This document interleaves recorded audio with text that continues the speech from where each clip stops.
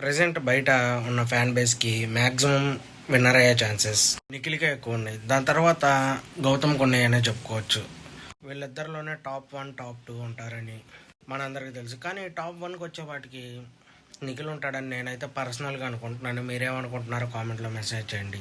గౌతమ్కి chances very low, ఎందుకంటే wild కార్డుగా వచ్చాడు. ఇప్పుడు దాకా వైల్డ్ కార్డులో వచ్చిన వాళ్ళు గెలిచినట్లేదు. అదొకటి మనం పక్కన పెట్టుకుంటే గేమ్స్ పరంగా కూడా చాలా తక్కువే ఆడాడు. కానీ ఫ్యాన్ బేస్ మాత్రం బయట సీజన్ 7తో పోలిస్తే సీజన్ 8లో చాలా అంటే చాలా బాగా ఉంది. అలాగే నిఖిల్ విషయంకి వస్తే నిఖిల్ ఫస్ట్ నుంచి ఆడుతూనే ఉన్నాడు. ఫస్ట్ నుంచి ఓటింగ్లో ఉన్నప్పుడు టాప్లోనే ఉన్నాడు. అలాగే టాస్క్లో కూడా తను 100% తను ఇస్తూనే ఉన్నాడు. వీళ్ళిద్దరిలో మాత్రం పోటాపోటీగా ఉండిద్ది. ఎవరు గెలుస్తారు అని మనం చివరిదాకా చెప్పలేం. కానీ నిఖిల్కి ఛాన్సెస్ ఎక్కువ ఉన్నాయి, అది మాత్రం పక్కా. కొద్దిగా ఈ మధ్య ఏమన్నా నెగిటివిటీ మాత్రం జరిగితే అది గౌతమ్కి ప్లేస్ అయితే గౌతమ్ గెలుస్తాడు. అలా ఇద్దరు వైపులా ఉన్నాయి. చూడాలి ఎవరు తక్కువ తప్పులు చేసి ఎక్కువగా టాస్క్లు ఆడి జనం ముందు ఉంటారో వాళ్ళే విన్ అవుతారు.